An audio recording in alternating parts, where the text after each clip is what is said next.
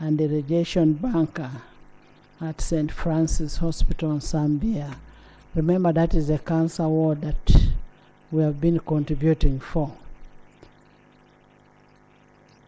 And that cancer ward, once completed, will help us decongest other hospitals, and then the costing will be reduced, subsidized, because it is basically out of donations that ward is being put there.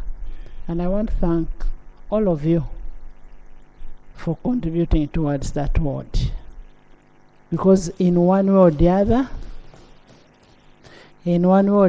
other, we've been contributing. We used to deduct monies from our accounts for that ward, and now we are contributing from the donation that is given to Parliament.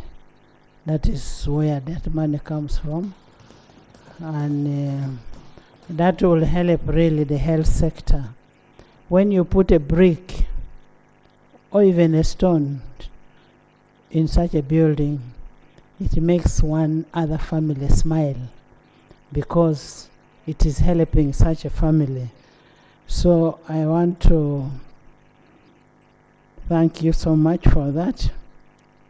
Honorable members, my attention has been drawn to misinformation and disinformation in some sections of media, where some members are alleging that members of this house received financial inducement for decisions that we took yesterday.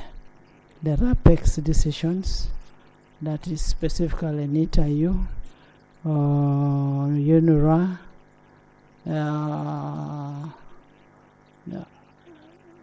coffee, cotton. I have a paper here. It is on Observer, and I think this is not very good. The Code of Conduct of Members of Parliament is contained in Appendix F of the Rules of Procedure. It is elaborately spelled out on public duty, personal conduct, public interest, corruption, declaration of interest, and acting as a paid advocate. And I want to tell executive and whoever is alleging all this, members legislated for their constituents, for their people. There is no way you would see an Oduru saying, let Cotton Development Authority go. Then tomorrow when he goes to Lango, they will ask him, what did you do? Would you see Elutamaguzi saying, okay, let coffee go? What would happen? This allegation of saying members were bribed must stop. Nobody was bribed. People did legislation on their own. How can you bribe a whole house who are even willing to put up their hands to vote openly? I am going to ask our legal officer to take up this case, because you cannot tarnish the integrity of my members, because no member here was bribed to fail any RAPEX bill. Whatever did not go through, it was a consensus. Like yesterday, UNRWA, it was consensus. We even had a minister concede. Even the minister of RAPEX has always said, okay, this one I concede. So why should we be blamed for what we are doing? We are here to legislate for our people. So this, I am going to ask my people to take it on. Let them tell us who was the machinery in this and how it came about. Because when you read the topic, I mean the heading is alarming. When you look at inside, there is nothing. So what do they want to achieve? They want the public to hate Parliament. Honourable members,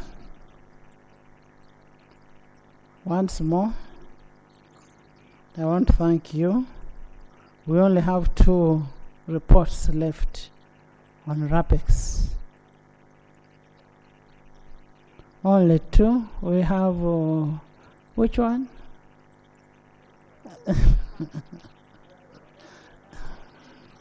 So you've been bribed on road fund also. Meanwhile, I have also got information our balance of the money has been sent. The one on road fund, the 500 million. I've got information that the money has been sent. So that is one reason why. Honourable Minister, to the district, the money has been sent to the district, not to road fund. No, the money has been sent to different districts. And remember the 1 billion which we appropriated in this house. Yes. Honourable Minister. Right Honourable Speaker, I wanted to provide that clarity because you had just talked about misinformation. That the money the Right Honourable Speaker is talking about is the roads maintenance grant passed by this Parliament, and each district, city and municipality in Uganda was earmarked to receive 1 billion. 250 million was released in quarter 1, 250 million in quarter 2. Now for quarter 3 and 4, every district, city and municipality in Uganda has received the last bit of 500 million Uganda shillings for road maintenance. Thank you. And this is supposed to be appropriated through the district, city and municipality roads committee created under the Uganda Road Fund Act. Thank you. And to all members, I hope you're monitoring that money in your constituencies. Because my presumption is, in one way or the other, you're chairpersons of the road committee. So you must make sure that you make a follow-up of that money, the money sent to the districts, and how the money is being used. Yes, Mukatoliki. Madam Speaker, I want to thank you very much, but I request the government, and I remember I said it last time, when you read the instructions that were given to finance and what was resolved here, that money was supposed to come at once, on top of all other allocations, budget allocations. Go and read it carefully. But still, we thank you for that. But Madam Speaker, about the State of Nation address, for me, why are we still going for such a function and you have to test me, COVID, plaque my nose? On our side, Madam Speaker, I want also to know the results of the president before he tests me. Because how can we have one person in this country that everybody must get closer to him after being tested the COVID? We are refusing to appear and is not tested. How do we know his results before we get closer to him? So, Madam Speaker, I think as our Speaker, denying us our gadgets, the iPad, phones, when we are to attend the State of the Nation, I cannot be part of that. Then, COVID testing, I want also to see Mr. Museveni's results before they test mine. Yes, I'm a human being like him. Yes, what if he brings it to me? Honourable Member, issues of health is private. And because the issues of health is private, if you want to know the President's COVID results or health, you go and get a court order and ask for it. But also, one thing that I must tell you, the State of Nation address is your function. It's a parliament function.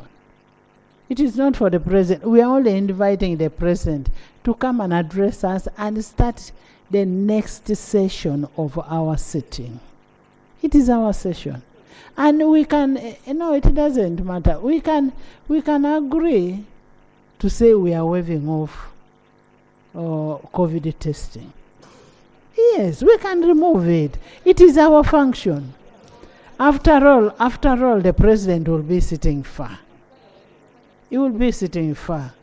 But it will look bad for you not to come for your own function. The testing, I know some of you fear testing. There is no way you can fail to go with your iPad because we don't want you to carry papers. You will go with your iPad. What's wrong with that?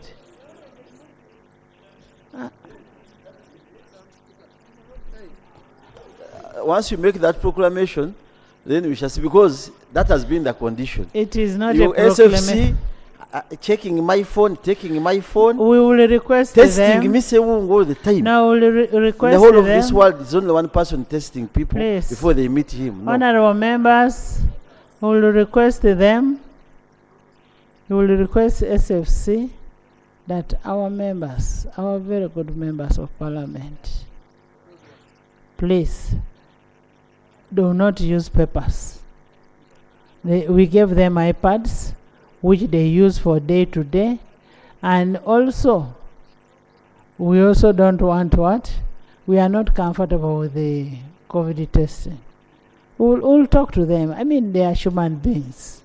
We'll talk to them. And just one thing to remind you, this is your function. It is not budget which is for finance. It is your function. And we must... Madam Speaker, thank you very much for giving me this opportunity. You know, it is good to be short. You just... Madam you just Speaker, dive. I did not know I was short until today. Madam Speaker, as Shadow Minister for Works and Transport, I have been interacting with some people from different districts. But also, we had a district roads committee meeting in my district, which I chaired. And I realized that the guidelines that were issued in respect to the 1 billion, 92 million is being removed for repairs. 92 million. So you can imagine you have 500 million by removing 92 million for repairs. And so, Madam Speaker, I think we need to find a solution for repairing the district equipment so that it does not take the money that is meant to help us work on the roads. Otherwise, most of this money is now going to repairs of the district equipment.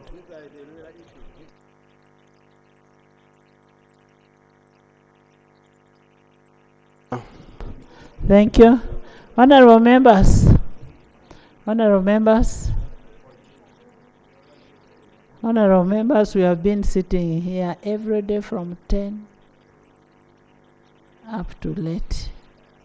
Today, my session is only going to be 2 hours.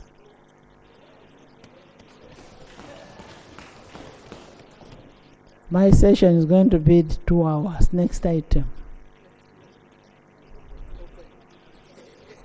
Next item. Item 3 on the order paper.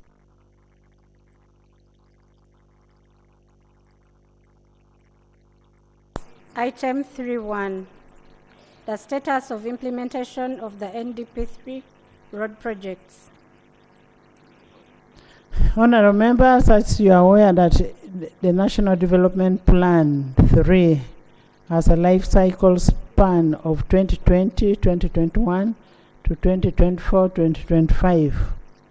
While barely a year to go, this House expressed concern over the status of implementation of the road projects envisaged under the NDP3. Pursuant to Rule 52.1 of the Rules of Procedure of Parliament, I want to invite the Minister of Works and Transport to present a statement on implementation of the status of the planned projects under NDP3. Honorable Minister.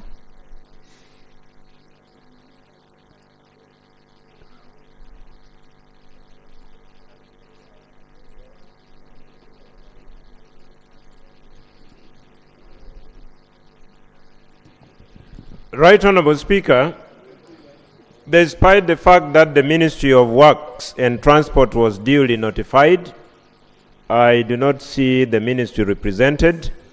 The ministry is at the moment absent without official leave. May I request that we proceed to the next item as we look for the Ministry of Works. Honorable, are you aware that we even have a bill on the road fund?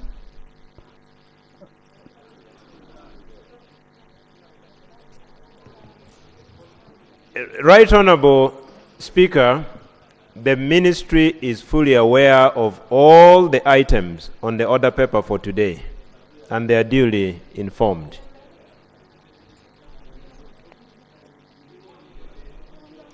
Honorable members, Government Chief Whip, you need to tell your members to take this house serious. Because this is a very serious matter. You're in a budgeting process. Before you know the status of the other roads that you budgeted for, now, my government chief whip, I'm talking to him, is busy smiling to the girls.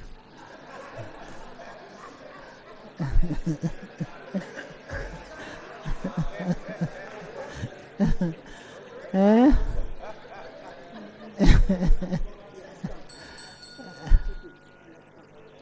Honorable members, we need to get serious on this. I'm happy the General has come.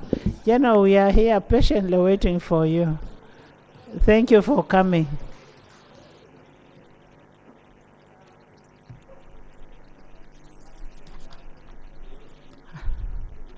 General, you're welcome. We are on the status of implementation of NDP3 road projects.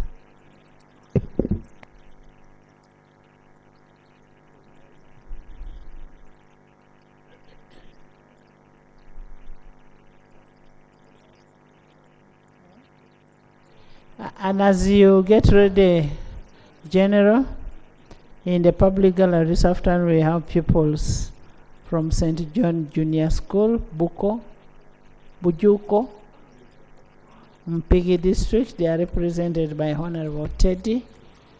Teddy, stand up now, Nambose, and wave at the kids. That is your Member of Parliament, and Honorable Hilderman Hillary Kiaga. Where is the Hilderman? Thank you so much for coming. These are your members of Parliament, and they are doing very well.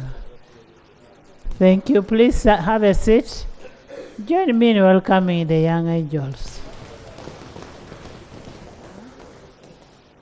They are Catholics.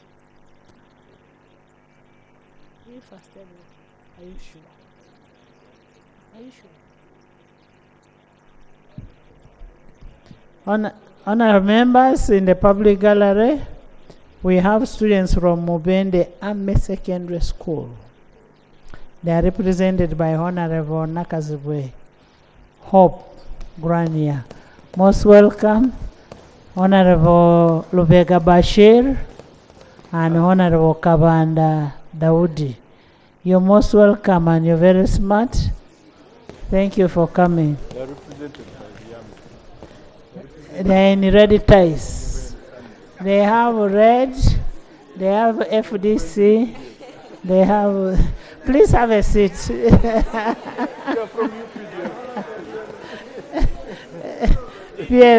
PLU. Please, General, sorry.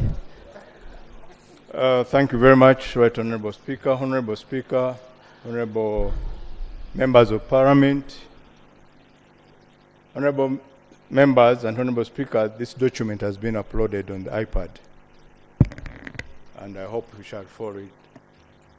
Right Honorable Speaker, I'm presenting this statement to inform Parliament of the status of implementation of the national, district, urban, and community access roads projects prioritized for implementation under the Third National Development Plan, NDP3, ITIS program.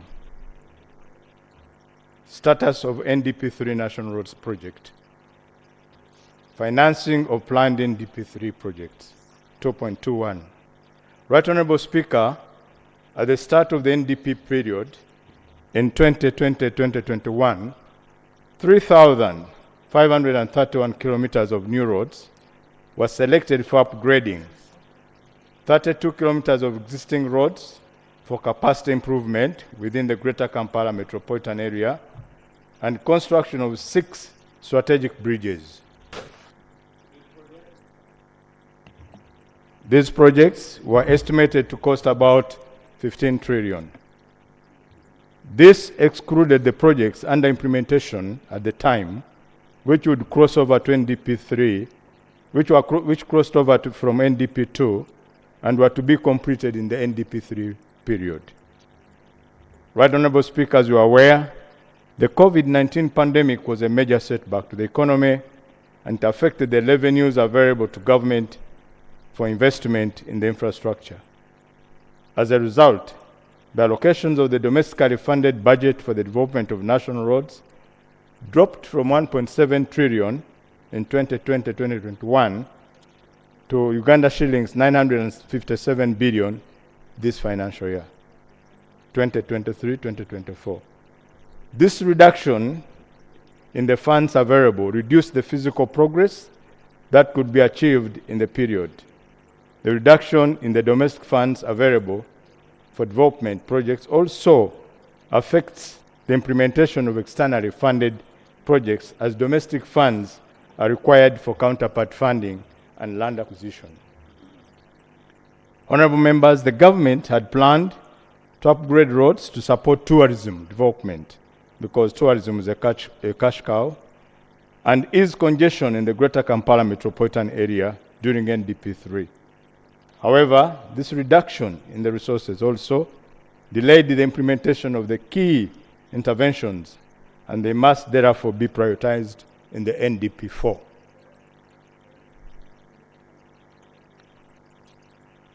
(2.2.2) Performance on the national roads.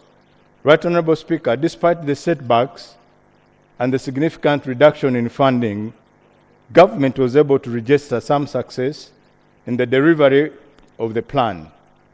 By June 2023, the status of implementation of the NDP3 program was as follows.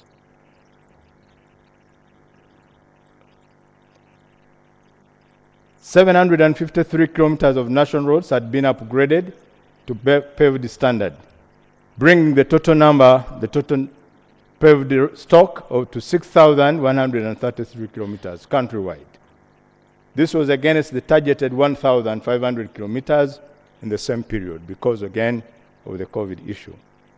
In addition to the national roads, UNRA also upgraded 196 kilometers of town roads within various towns and municipalities across the country, and 464 kilometers of road rehabilitation and reconstruction were completed in the same period.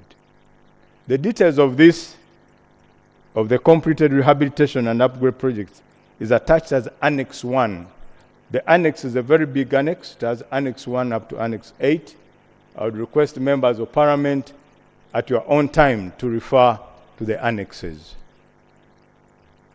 Due to these interventions, as of June 2023, 59% of the national paved network was in good condition, while 35% was in fair condition. During the NDP3 period, large percentages of the network which was in good condition has deteriorated to fair condition. This has created a significant maintenance backlog that shall necessitate increased focus on maintenance of the paved road network in NDP4 period, as opposed to coming up with new projects in order to protect the existing assets. Right Honorable Speaker and members, the construction of bridges and provision of ferry crossings was also catered for during the NDP3 period. 26 bridges were constructed by Uganda National Roads Authority in the period from 2020 to 2021 to 2022-2023, and the following ferries were also commissioned during the period. Bisina Ferry, which applies between Kumi and Katakwi on Lake Bisina. This was commissioned 2020-2021. MV Triple B, this is Bubembe Bunyama Ugala, not Mugala, Bugala on Lake Victoria in 2021-2022. MV Pamba, Kiyindi to Buvuma. This was done together with the Minister of Agriculture under the oil palm project. Right Honorable Speaker, the analysis showed that the available MTEF is insufficient for the completion of the ongoing commitments under the development of national roads. Allocation of extra resources to the program in NDP4 period is required if we are to achieve the objectives of preserving the road assets and increasing the stock and quality of the productive infrastructure as required. 2.2.3. Right Honorable Speaker, my ministry is currently implementing 26 national road development projects covering 1,249 kilometers and 11 road rehabilitation projects spanning 952 kilometers. In addition, construction of 27 bridges and 10 ferry improvement projects across the national roads and national roads network in different regions of the country is also ongoing. I've provided a list of the ongoing projects included in Annex 2 to this document. Again, I implore our members of Parliament to go to look at that at your own time because it has all the details. 2.2.4, Right Honorable Speaker, these are projects under preparation. Right Honorable Speaker, in addition to the projects under implementation, we have several projects which are under preparation. These include 7 road upgrading projects with signed commercial contracts where the contractors are in the process of confirming the financing. These are projects which are structured under the contractor facilitated financing, CCF, and the commencement of civil works is dependent on the finalization of the financing agreements between the contractors and Ministry of Finance. The details of this are in Annex 3 to the document. 2, 14 civil works contracts are under procurement and with the process expected to be completed financially in the financial year 2023-2024. These details are also in the Annex 4 to this document. 7 road projects are to be executed utilizing external financing. The government is currently undertaking the necessary legal processes to have the financing approved and signed by both parties. Right Honorable Speaker, the list of NDP projects and their status is attached on Annex 5. Challenges faced in the implementation of the road program projects. Right Honorable Speaker and members, the implementation of the program has encountered several challenges. 1, reduced allocation of funds to the development of roads, which has led to limiting commencement of new projects during the period. The inadequate releases have also led to the government of Uganda incurring debts to the contractors during the NDP3 period. UNRA currently faces a debt of, this was some time back, but as I speak now, the debt is 1,044 million 100 and something thousand. It's bigger than what you see here. And that debt attracts 350 million of interest every day. Rising out of the cost of construction, especially after COVID, has led to the increase in key road construction and maintenance inputs such as bitumen, steel, timber, and fuel, thus increasing the cost of operations. Number 4, procurement delays occasioned on the program by external stakeholders, disruptive bidders. If bids are invited, whoever is not satisfied will stop the process because the law provides that. We have what we call whistleblowers. You cannot even know who the whistleblower is because he's not supposed to reveal himself. The process must stop until the whistleblower is satisfied. Number 5, the COVID-19 pandemic greatly affected UNRWA's ability to achieve the set targets. Several activities, mainly road construction, were affected by the lockdown and or partial lockdown. Activities like land acquisition were halted, while projects continued to be implemented under very strict standing operating procedures. This affected working hours and supplies of the project inputs. Status of district, urban, and community access roads, DUCA. And I think this is an area of interest to many of the MPs here. Right Honorable Speaker, at the beginning of NDP 3, in financial year 2020-2021, the Ministry of Finance, Planning and Economic Development approved 4 projects under DUCA, and these included Project 1558, which is Rural Bridges Infrastructure, 1564, Community Roads Improvement Project, 1703, Rehabilitation of District Roads, and 1705, Rehabilitation and Upgrading of Urban Roads. Status of the project. Under Project 1558, which are Rural Bridges Infrastructure, that's the first one I'm addressing at 4.2.1. Right Honorable Speaker, this project focuses on improving connectivity in rural areas by constructing bridges and improving swamp crossings. The project also focuses on constructing cable-stayed footbridges and metallic ladders in the mountainous area. The project was formulated in 2019-20 for a period of 5 years with the following targets. We are targeted 15 bridges to be constructed, 17.5 kilometers of swamp crossing to be constructed, 30 alternative bridge mechanisms constructed, which would include archer bridge, footbridges, and metallic ladders, and 25 new bridges designed. The above outputs were estimated to cost 300 billion over a period of 5 years. To date, just a total of 99.6 billion has been received, and out of that, this is what has been achieved. 7 bridges have been constructed, 2 bridges are under construction, and 2 other bridges have been procured. 1 swamp crossing of 1 kilometer has been constructed, 8 swamp crossings are under construction, and 1 swamp crossing is designed for construction. 18 cable bridges, footbridges, have been constructed, and 1 cable bridge is under construction.